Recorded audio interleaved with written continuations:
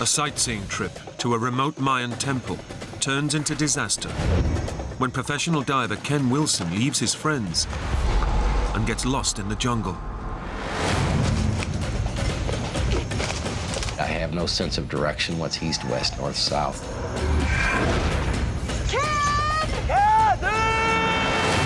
He's lost. He's going further away. And now I'm really concerned. Now he has to learn to survive in this predator-infested hell. But weeks alone in the jungle will destroy his body and his mind. This is not right at all. There is something wrong here. I could already be dead, and I don't know it.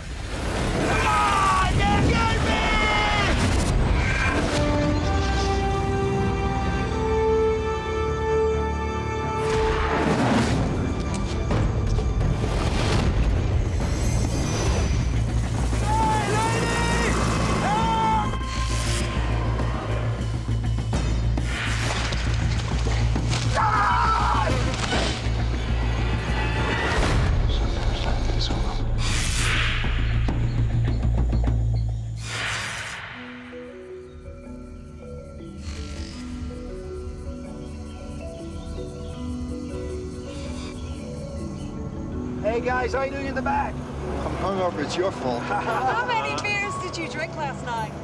Professional diver Ken Wilson and his employer and close friend Kathy Gorgens run a small tourist resort on the Mexican island of Cozumel. Hungover as well, aren't you? We sell fun. You're taking people to do something they love every day. And that's when people are happy. And that's the best time to be around those people is when they're happy. Ken, tell them about your first dive. Oh, Kathy, yeah. Well, I used to tend bar in Bonterre. For Ken, this was a chance to quit his job in construction, to do what he loves best, scuba diving. It's probably one of the most peaceful things you could do. You're totally weightless. It's almost a form of meditation. We'd love to take you diving, Ken, but you're wearing your wetsuit on back to front. Ken is like, I would say, something that you find like a rock and you think, oh, this is pretty, I'm gonna keep it. And then you shine it up and you find out he's a gem. Today, they're taking 2 of their customers to see the ancient Mayan ruins on the island. All right, let's check it out. Here we go. It's the last day of the holiday, and tomorrow they all return to the US. Hold on. We had 6 lovely days of diving. On the 7th day, we decided we'll walk around the ruins, work up an appetite, go have breakfast. Hey, you want a guide? No, not aggressive. But I'm a good guide. No, not aggressive. I'm the best guide ever. The Mayan ruins are all that remains of a lost civilization that lived on the island over 1,000 years ago.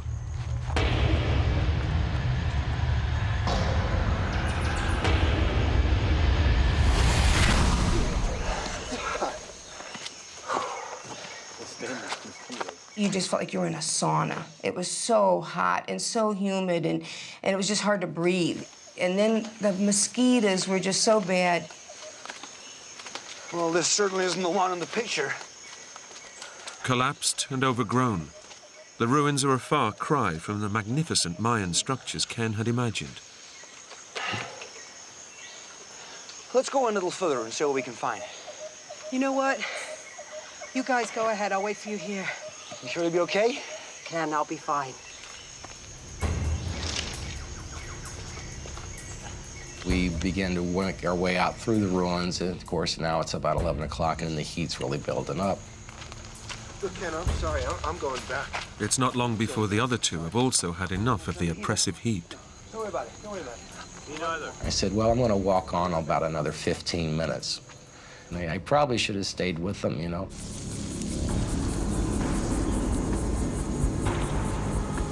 Located in the center of the island, the ruins are surrounded by hundreds of kilometers of thick, impenetrable jungle.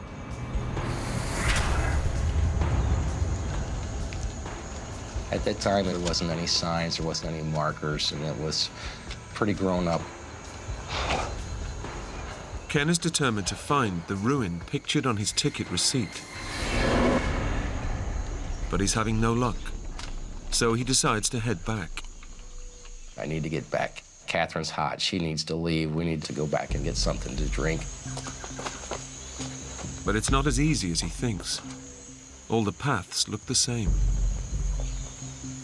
So I crossed yet another intersection, then another intersection.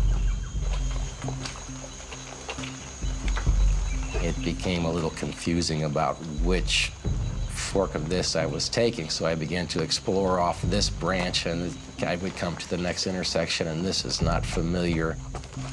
The network of Mayan pathways that centuries ago linked one building to the next is now an overgrown maze. And Ken is lost in the middle of it. I'm sorry, guys. This is really unlike Ken. Half hour goes by, 45 minutes go by. Now my intuition's kicking in. It's going, there's something wrong. Ken's not like this. This is out of his character. The sun's directly overhead. I have no sense of direction, what's east, west, north, south. And now I'm really starting to get charged up. I need to rely on a little bit of adrenaline to get me where I need to go. And at that point, that was a state of panic.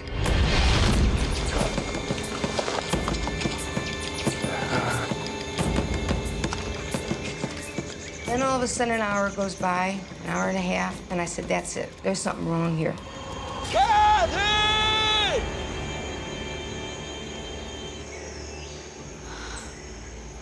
We don't hear him. So I said, let's go back to the entrance. Maybe he's waiting for us back there. What was that? Then I heard this real faint call. That's Ken. That's gotta be him. Ken! Ken, we're over here!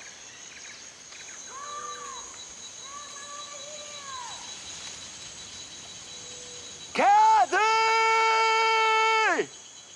And I said, you guys hear that? And they said, no, what? And I said, just listen. Let's just sit here for a minute. Just listen. So we all listened. And then all of a sudden, we heard that call. I said, see, did you hear that? Yeah, I did. Call back. I know that's Ken. He's lost. I heard him call back.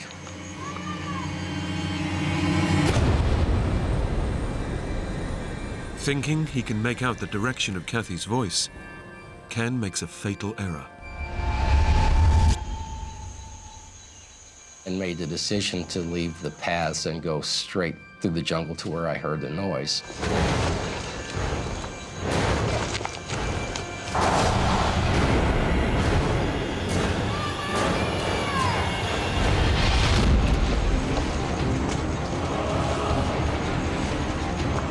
Ken thinks he's heading straight for Kathy. But he's been deceived. The thick jungle has distorted her screams. And every step he takes is leading him away from her and deeper into Cozumel's dark heart. Kathy! Kathy can no longer hear Ken's cries. And now I'm really concerned. He's lost. He's going further away. So whenever I didn't hear a response from the last call, it really gave a sort of sinking feeling. Kathy! He's hopelessly lost in one of the deadliest environments on Earth. In just 3 hours, it will be dark, and Ken will have to confront the terrors of the jungle at night.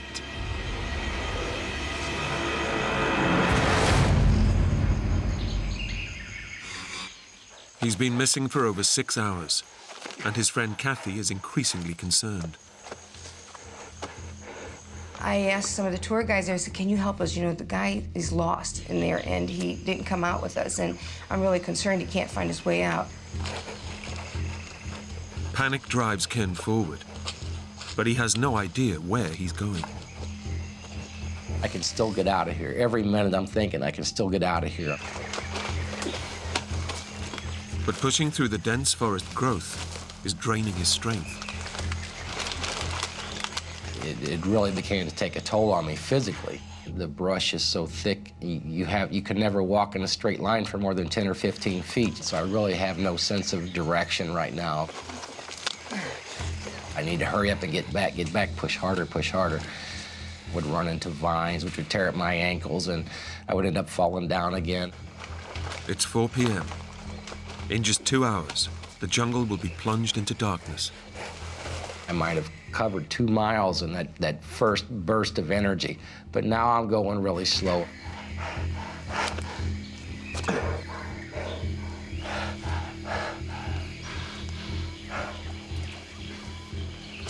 Sun's starting to set in, it's getting darker and darker. Desperate to escape the jungle before nightfall, Ken pushes himself harder.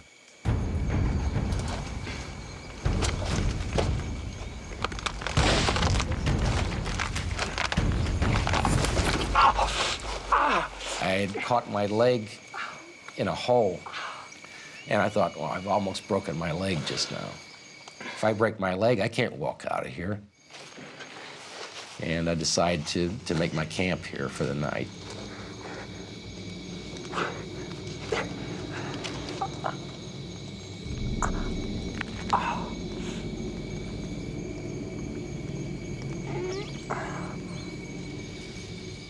Ken now faces a terrifying night alone in the jungle. A fire is all that stands between him and unseen predators.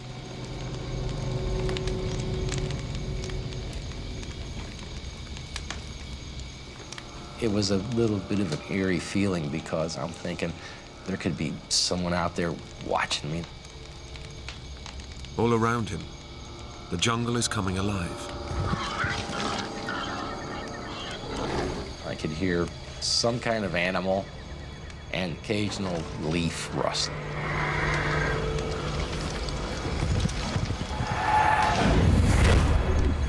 I had a degree of paranoia, and there was no way I was going to be able to sleep in that situation.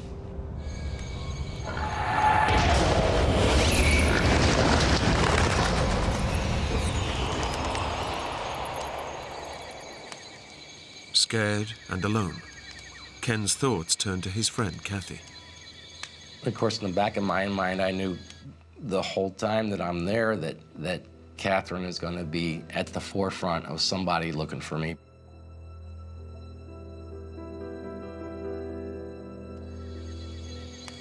He doesn't know it, but he's right. Kathy's raised the alarm back at their hotel. But at night, there's nothing anyone can do. I was crying. I was really upset. I just sat on the edge of the bed, fully dressed, just praying and praying, please, God, help him find his way out. Please help him find his way out.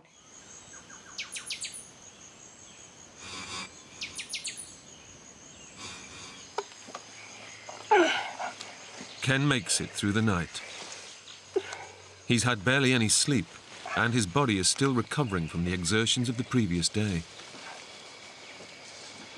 You know, the first day, our plan was to go to the ruins and go eat breakfast. So the moment I was lost, I was already hungry. I had not eaten from the night before, and I desperately needed something to drink. But his first priority is to find a way out of the jungle.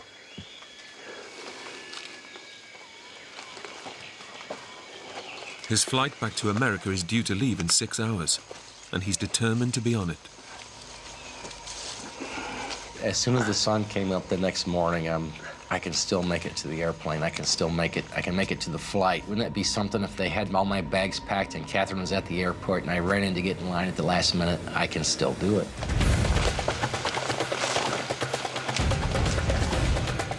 Ken doesn't know which direction to run, but he's sure he must come out of the jungle soon. And I've got to come out on the road. It's going to be any minute now.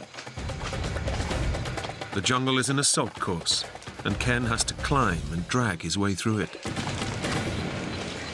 A lot of times we got to get it done. You've got to call on that adrenaline to help you out. You're using your adrenaline as a tool. Yes, I can still make it. I can still make it to the airport in time to get on my flight. I'm going faster and faster because, you know, I've got less and less time.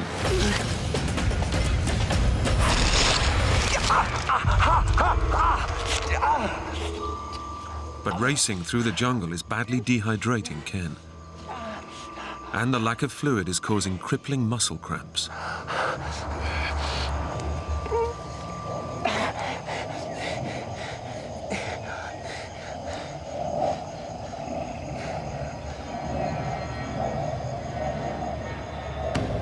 And it's too late, anyway. And I knew that that was my flight, and there was no way I was going to make it back to the airport. I've really messed things up. As far as he knows, Kathy is on her way back home, and he is on his own.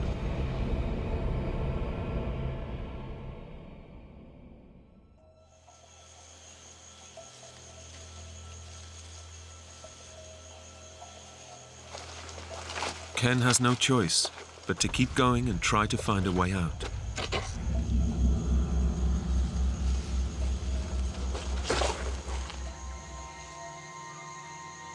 As the day goes on, it's just sweltering. It's like being in a sauna. In this tropical jungle, where temperatures can hit 40 degrees, he's losing as much as 10 liters of fluid a day. Unless he finds water soon, his kidneys, liver, and brain will begin to shut down. I am really dehydrated. I am so thirsty as my mouth is like a cotton ball.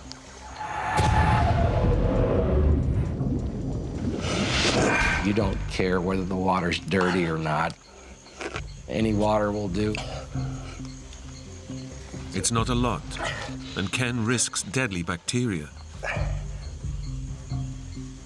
But then he hears something to give him hope. I begin to hear this drone, this sound. I said, this has got to be the highway. I can hear it.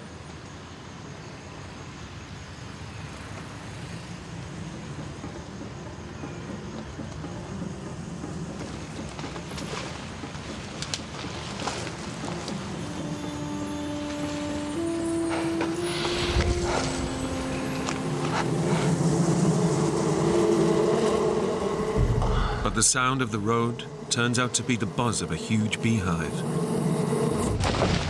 Once again, the jungle has deceived him. Ken now faces a second night alone.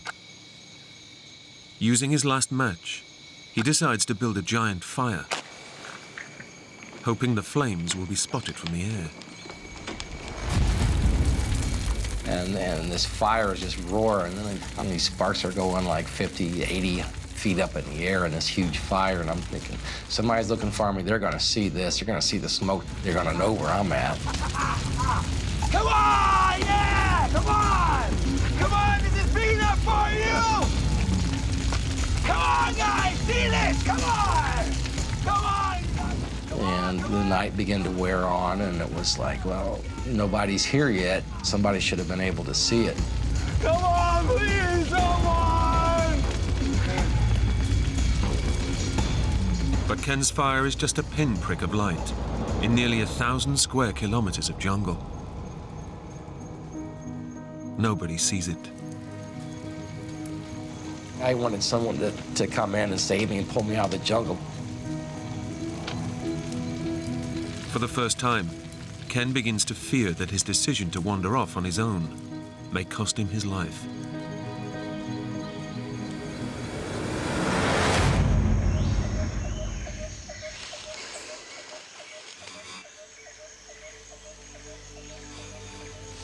I'm from Missouri, the middle of the United States. I couldn't be further away from where I was grown and was raised, and everything is unfamiliar to me here.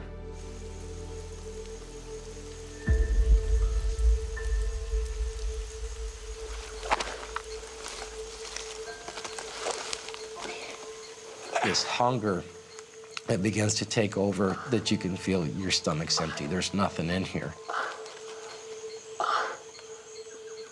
He's past the point of caring where the food comes from, or what it might do to him. I found this gourd that was about the size of a cantaloupe that grew in a tree. And I took a taste of it. It tasted like, I can only describe it as the way lighter fluid smells. And I thought, you know, this is really toxic. God. Ow. The biggest aggravation of that was these blood-drawing flies that would just take a big hunk of skin out of your leg. It was like a deer fly, we would call them back home. something small the size of a housefly that would bite into your flesh and draw blood, and obviously had some kind of bacteria, and it would cause some swelling. Unknown to Ken, his friend Kathy is spending thousands of dollars of her own money to launch a rescue mission.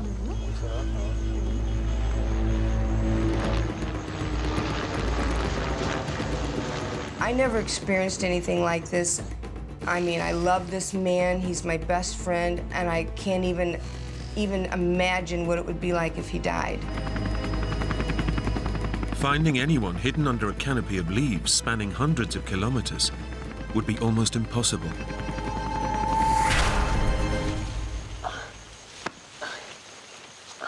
But Ken is already working on his own solution.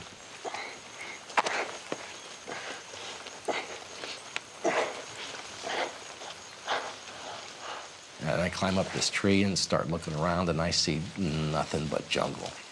No matter which direction I look, it's just jungle. Ken uses the only tool he has with him, a penknife, to cut down the thick foliage for a better view.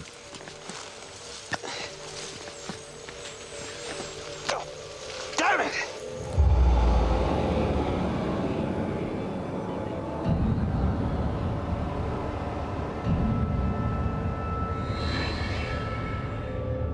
Ken can't afford to lose such a vital tool. It could make the difference between life and death. I went all the way down, about 30, 40 feet down the tree with my eyes exactly on it.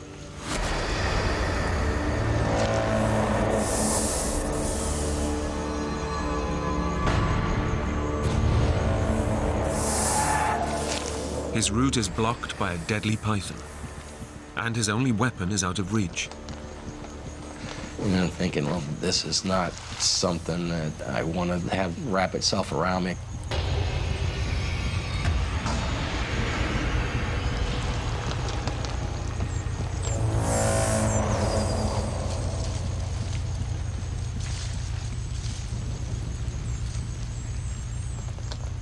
Ken must find the knife.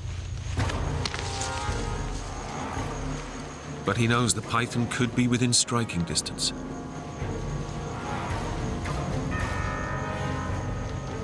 And I could not find the knife. I looked around in the leaves, couldn't find it. And something else is lurking in the jungle. I can hear this noise. It was really heavy. I could hear sticks breaking. Kept getting louder and louder.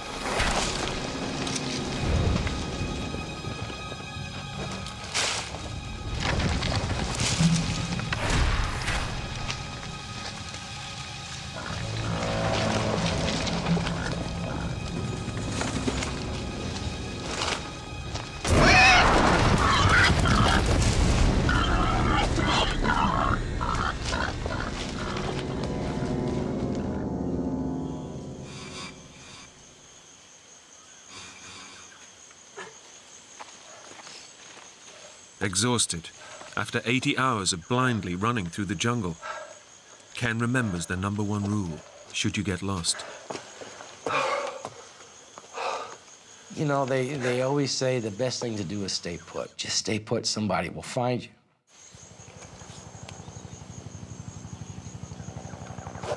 Almost immediately, his prayers seem to be answered. There has to be some kind of search going on. I decided I'm gonna climb up this tree and I'll be able to flag down this helicopter that I can hear in the distance.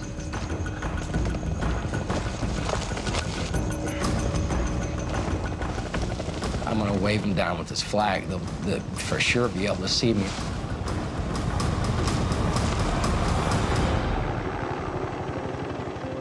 The helicopter is definitely searching the jungle. Kathy's come through for him. Hey, I'm over here! Hey, over here! And I see that they're gonna start searching this area, and here I am. I'm gonna be out of here. It's over now. Look out now! Here! Guys, look! oh, this is great. They brought in some kind of American search team. I'll be out of here, lickety-split. Look down! Come on! Look down! I'm here! Come on, please! I can see this lady inside the helicopter with white tennis shoes with laces. She's wearing gold-rimmed glasses, has blonde hair. Hey, come on! I can see every detail. If I would have had a rock in my hand, I could have hit the lady inside the helicopter. I was that close. I'm below you! It was like a for sure moment I was going to be found. That's it! Yeah, that's right! Come on! Look down! I'm here! Come on! Come on, please! But it's not Kathy. The lady is talking to somebody on the other side, and it just keeps going. Come back! Come back! I'm here! God damn it! Guys! Come back! Ah! Ah! Come on! The rescue team haven't seen him.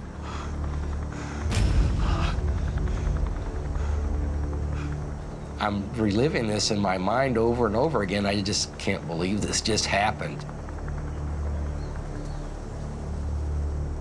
It was just devastating.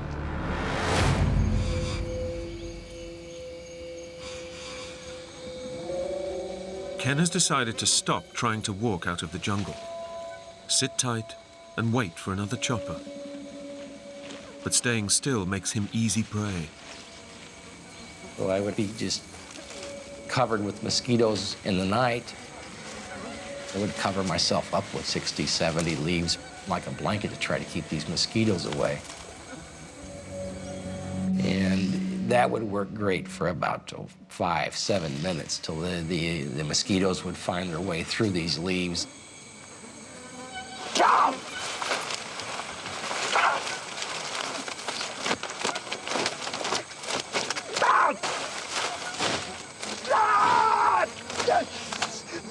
I'd have to jump up and just be totally aggravated and start slinging leaves around and just repeat the process every 10 or 15 minutes, every night. And it was the only way I could keep the insects and the mosquitoes from just eating you alive out there.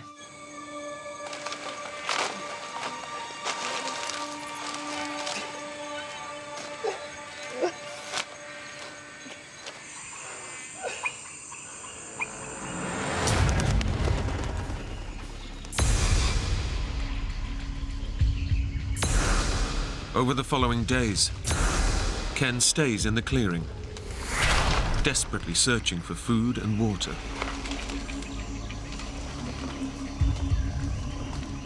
I found these plants that are growing in the tree limbs, and they're holding their own water.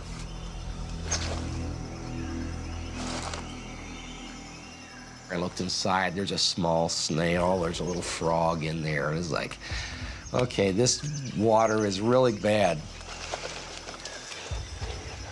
So now I scavenged the whole side of the clearing looking for these plants because there's just not enough water, and I'm really parched.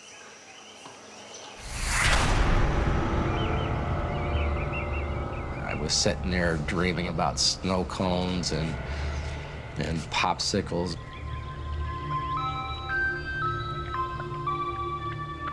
If someone were to walk out here and try to sell me a snow cone, how much would I pay for it right now? I think I got up to about $800.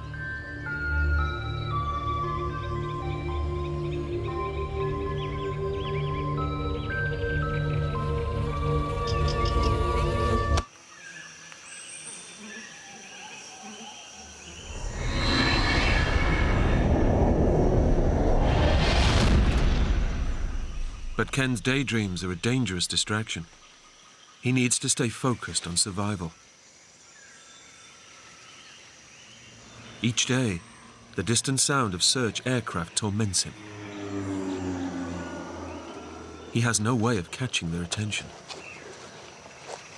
They would come in over the jungle and then kind of shut their engines off to an idle and go to stall speed as they would try to peer into the trees to find me.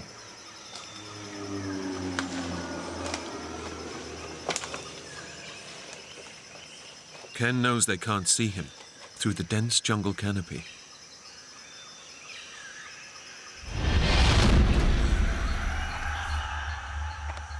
To make matters worse, he can't find the 2 liters of water a day his body needs, and he's starving. He hasn't eaten more than a mouthful of fruit in 8 days.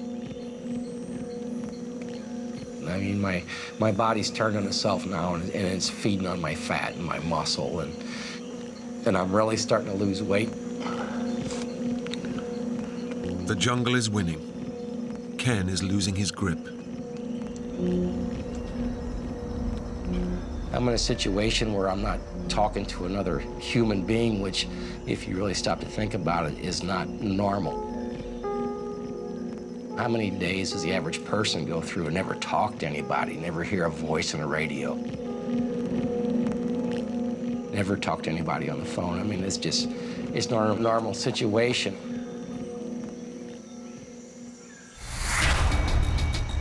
Ken fears he'll lose his mind, and with no sign of any more helicopters, he decides he has to get moving and save himself. I've wasted 4 days sitting here now. I'm just gonna have to get up and walk. He's heading straight through the jungle maze, hoping to hit a path or road.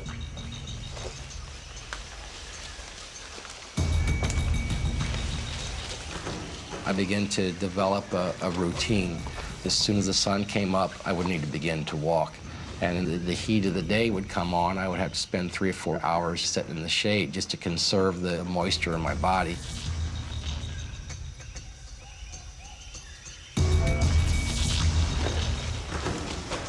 I wouldn't let negative thoughts influence my situation. If I thought, oh my God, that's disastrous, I'm gonna die here now. If I let that thought come into my mind, you know, maybe I wouldn't survive.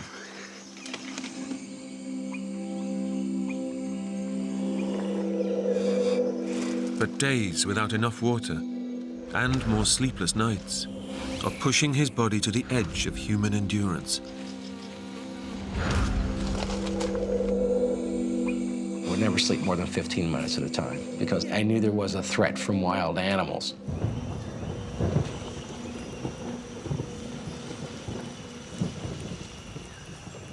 There's only one way to fend off the animals and get the rest his body needs. A fire. Although he has no matches left, he's thought of a smart alternative.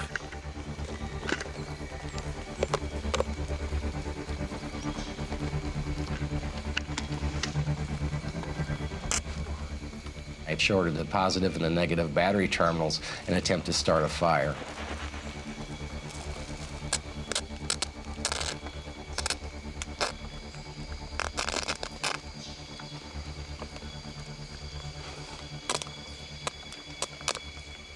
However, there just wasn't quite enough juice in it to work.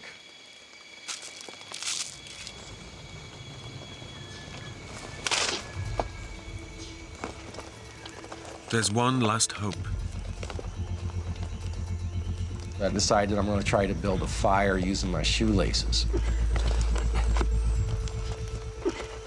Friction is the most ancient way of lighting a fire. With patience, it should generate enough heat to start a small flame. That went on for 3 hours, 4 hours.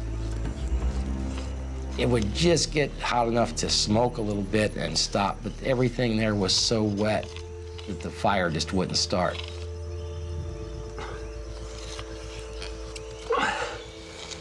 Come on. I was sitting on the floor there just rubbing away in this tree trunk, and I'm thinking, you know, this is not gonna work, and my back is in excruciating pain now.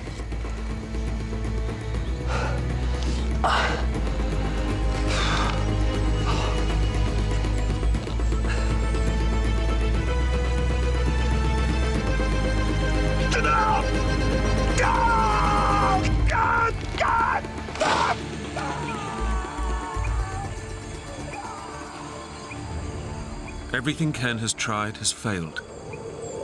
He's losing the battle.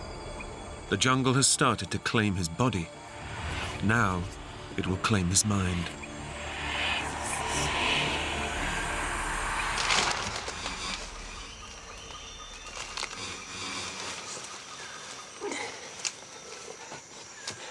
In the last 13 days, all he's had to keep him alive are a few rancid fruits and dribbles of water sucked from plants. I was thinking all the time that this could go on forever, that I'm never gonna get out of here. I know I can't last forever. Eventually I would die, but I can't let myself dwell on that. Dehydration is tearing Ken apart. I know I need to eat, but the first call is for water. My body's saying it needs water.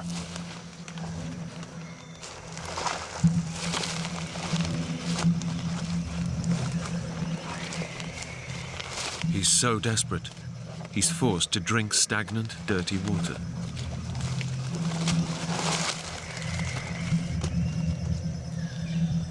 And as I'm dipping my camera bag to use as a filter to try to filter out some whatever contaminants could be in this water, I see a small lizard.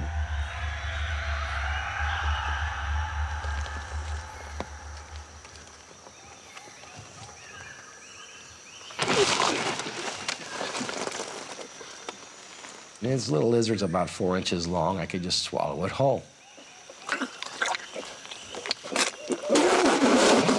I started to swallow him whole, and then he got stuck in my throat because it was still alive. So then I killed him. He ended up being, I guess you could call that a meal. Desperation is pushing Ken to a place he's never gone before. Fantasy and reality are starting to blur. I began to build these elaborate scenarios about what was going to happen when I walked out of here.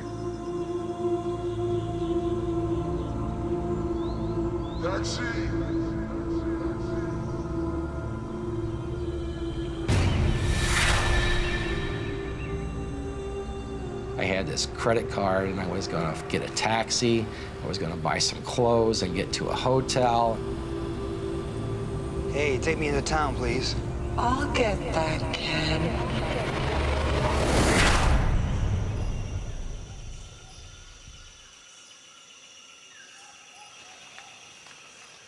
And it isn't just Ken's mind that is unraveling. His body is falling apart too. It was mostly my legs that were cut up from going through the brush. Those sores on my ankles weren't healing. I was beginning to be very concerned about if they were going to get infected or not. I found out that I've got these scabs on the upper part of my leg that are beginning to heal because they're dry. So I began to take some of the dry scabs and use them as Band-Aids to patch some of the wounds around my ankle. It was kind of like a Band-Aid.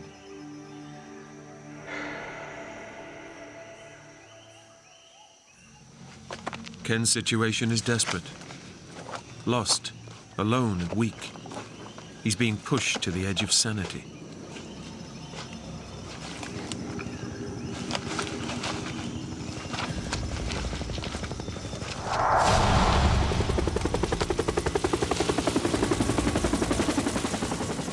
This helicopter all of a sudden pulls up.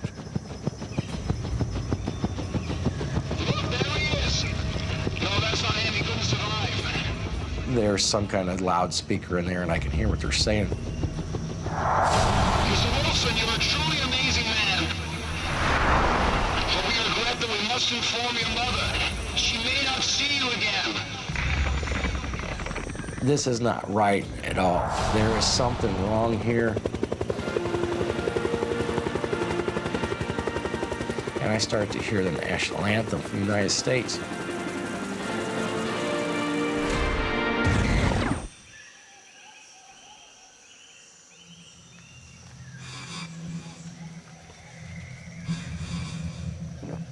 Ken is desperately trying to keep his body together. But after 2 weeks alone in the jungle, he's slowly losing his mind.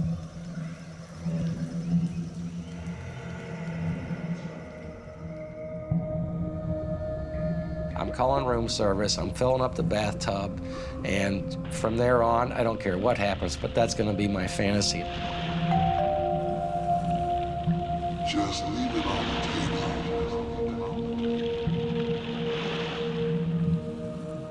table. He's increasingly drifting off into a dream world, from which he might never wake up. It was just so many weird things that, and I'm beginning to wonder if it's something within my own mind that is keeping me here.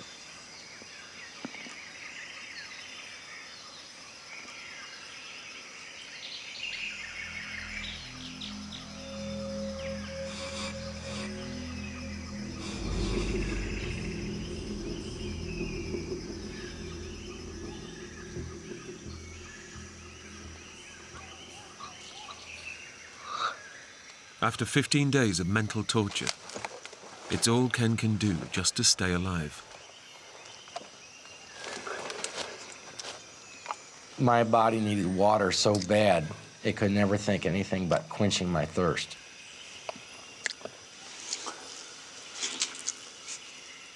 It's a very strange feeling, this stress from not being able to drink, not being able to eat, not being able to find your way out. Ken no longer worries about being rescued. Instead, he spends his time catching flies that bite him and feeding them to ants. And from the stress, there was some sort of relief by watching ants eat these flies. It was a revenge.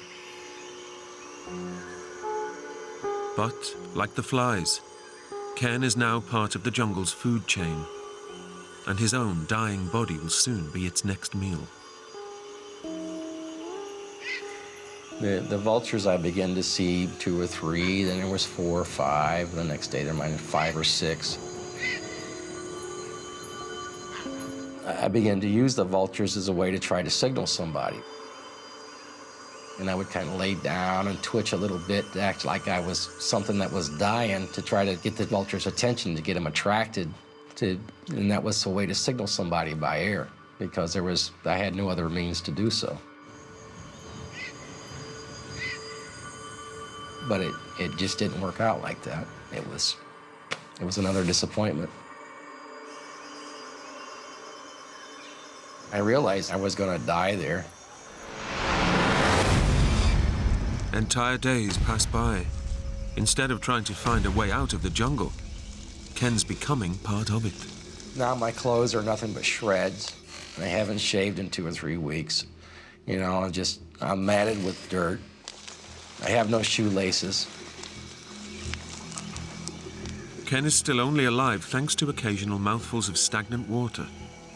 He's physically and mentally broken.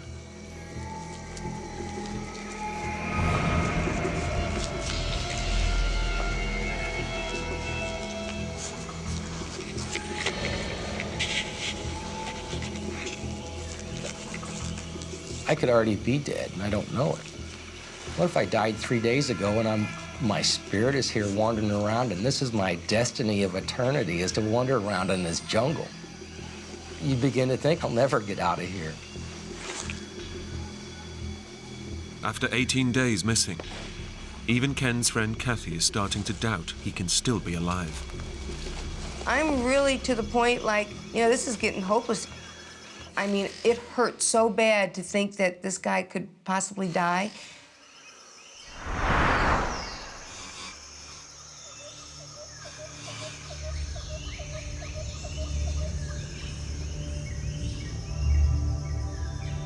I just laid down and I dozed off a little bit. In a few minutes, I woke up and there was a woman standing there holding a baby.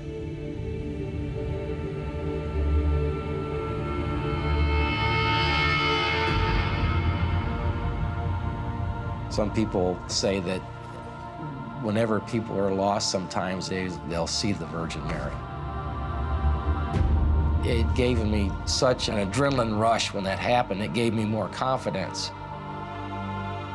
I'm gonna walk out of here. I'm gonna walk out of here. I kept visualizing that in my mind over and over and over again. I wasn't gonna sit down and die. I was going to keep walking until I died. And if I couldn't walk anymore, I was going to crawl until I got out of the jungle.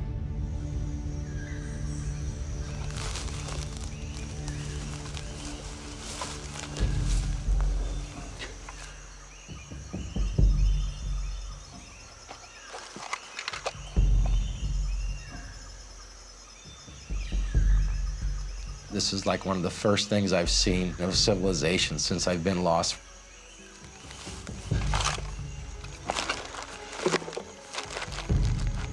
Say I was hallucinating, maybe I could have been, but it seemed all way too realistic.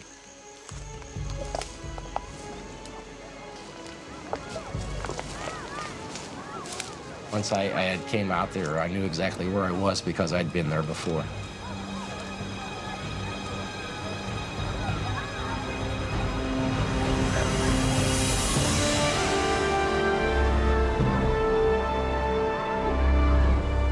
Right at the beach in Cozumel, the north end of the island. I was ecstatic. I'm not lost anymore. I made it out alive.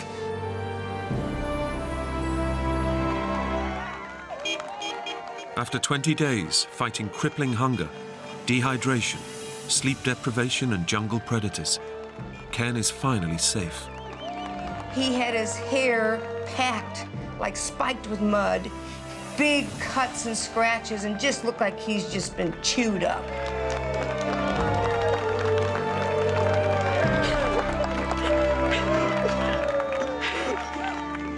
I felt really bad because she started bawling, and that made me start bawling. The tears were just rolling. We just couldn't let go for 10 minutes. I mean, we were just so thankful he was alive. It really brought us really close. Ken's recovery took 6 long months. To help cope with the ordeal, he returned to his greatest love, scuba diving. The experience changed the way that I think. The fact is, within 10 seconds, any of us could be gone. So I decided I should be more kind to other people. I should be more generous with what I have. I'm just happy.